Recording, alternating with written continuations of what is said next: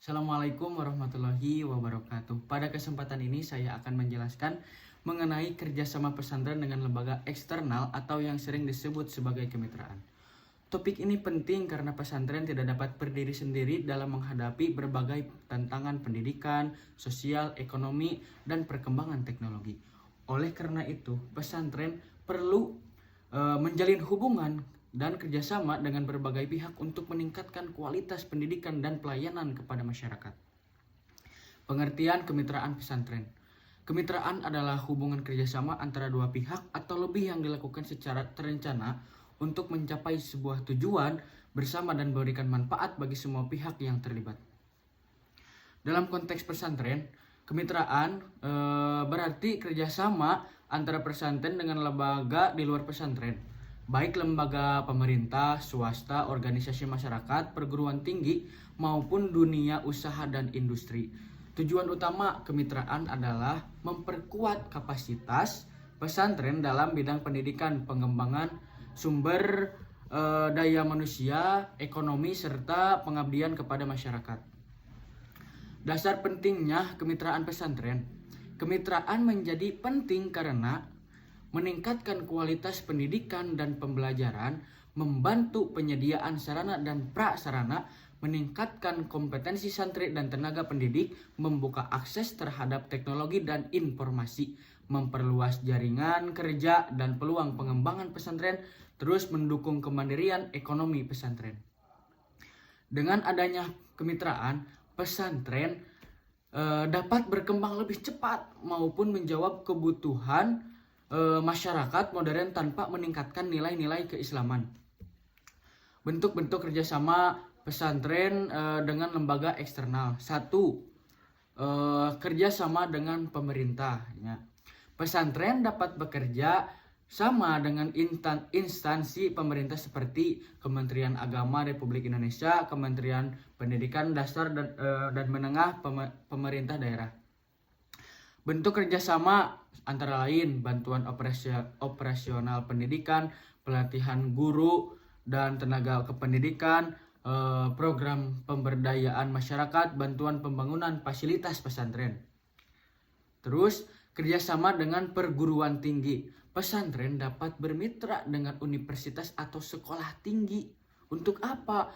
Yang pertama ya, untuk pelatihan dan meningkatkan kompetensi guru, penelitian dan pengabdian masyarakat. Terus program beasiswa bagi santri. Terus juga kuliah umum dan seminar gitu ya. Kerjasama ini membantu pesantren memperoleh wawasan akademik yang lebih luas. Terus kerjasama dengan dunia usaha dan industri. Tujuannya adalah meningkatkan keterampilan dan kemandirian santri melalui apa? Pelatihan kewirausahaan, magang kerja, pengembangan unit usaha pesantren, pemanasan produk pesantren. Dengan demikian, santri memiliki bekal keterampilan yang dapat digunakan setelah lulus. Terus kerjasama dengan organisasi sosial dan keagamaan. Pesantren juga dapat bekerja sama dengan lembaga sosial untuk program kemanusiaan, bakti sosial, pemberdayaan masyarakat, pendidikan, kesehatan, dan lingkungan. Kerjasama ini memperkuat peran sosial pesantren di tengah masyarakat. Manfaat kemitraan bagi pesantren. Beberapa manfaat yang diperoleh pesantren dan dari kemitraan adalah meningkatkan mutu pendidikan melalui pelatihan, seminar, dan program pengembangan kurikulum. Kualitas pendidikan menjadi lebih baik. Terus penguatan sumber daya manusia, guru atau pengurus dan santri memperoleh pengetahuan dan keterampilan yang baru, mendukung pengembangan pesantren. Dukungan sarana dan prasarana. Banyak lembaga memberikan bantuan berupa gedung, keterampilan baru yang mendukung perkembangan pesantren.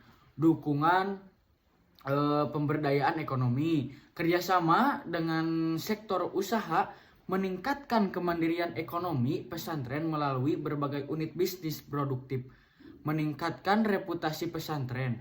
Pesantren yang memiliki banyak jaringan kemitraan biasanya lebih dikenal dan dipercaya oleh masyarakat.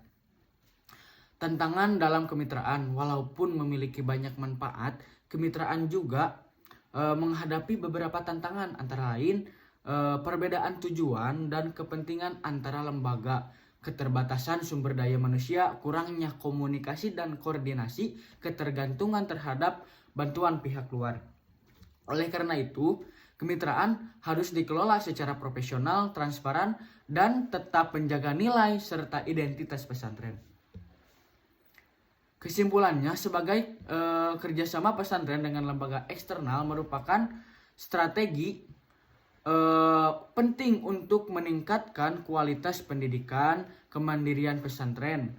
Kemitraan dilakukan dengan pemerintah, perguruan tinggi, dunia usaha, maupun organisasi sosial. Apabila dikelola dengan baik, kemitraan akan memberikan manfaat besar bagi pesantren, santri, dan masyarakat lebih luas. Strategi membangun kemitraan yang efektif di pesantren. Menentukan tujuan yang jelas. Sebelum menjalin kerjasama, pesantren harus mengetahui tujuan yang ingin dicapai, misalnya meningkatkan kualitas pendidikan, pengembangan keterampilan santri, atau memperkuat ekonomi pesantren. Memilih mitra yang sesuai. Lembaga yang diajak kerjasama harus memiliki visi dan misi yang tidak bertentangan dengan nilai-nilai pesantren, kesamaan tujuan yang memudahkan pelaksanaan program. Membuat kesepakatan yang jelas. Setiap kerjasama sebaiknya dituangkan dalam bentuk kesepakatan tertulis yang menjelaskan hak, kewajiban, program kerja, dan jangka waktu yang pelaksanaan. Menjaga komunikasi dan evaluasi. Komunikasi yang baik antara pesantren dan mitra sangat penting. Nah itu ya, jadi pesantren itu harus bisa menjaga komunikasi atau evaluasi sesama mitra. Soalnya apa? Sangat penting. Untuk apa? Menghindari kesalahpahaman. Selain itu, evaluasi berkala diperlukan untuk mengetahui keberhasilan program yang telah dijalankan. Contoh program pesantren bidang pendidikan ya, dalam bidang pendidikan, pelatihan teknologi informasi bagi santri, terus seminar dan workshop peningkatkan kompetensi guru, terus program beasiswa pendidikan, itu dalam bidang pendidikan.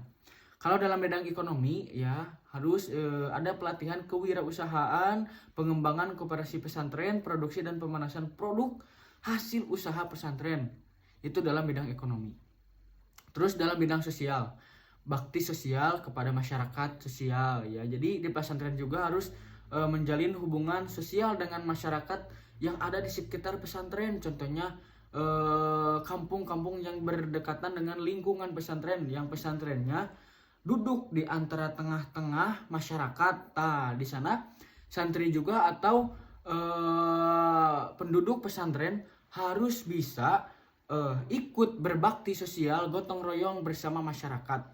Terus juga program kesehatan dan penyuluhan.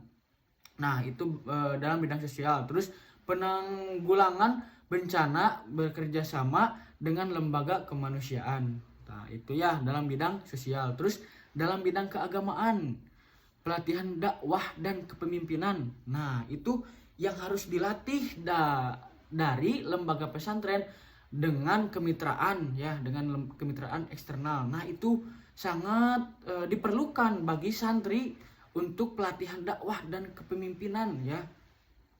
Terus pengembangan kajian keislaman, kan itu setiap hari juga dalam pesantren.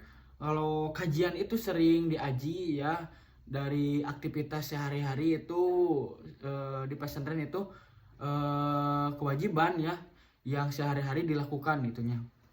Terus pembinaan masyarakat melalui program dakwah terpadu. Ya, melalui program-program tersebut, pesantren tidak hanya menjadi lembaga pendidikan agama, tetapi juga menjadi pusat pemberdayaan masyarakat. Nah, begitu.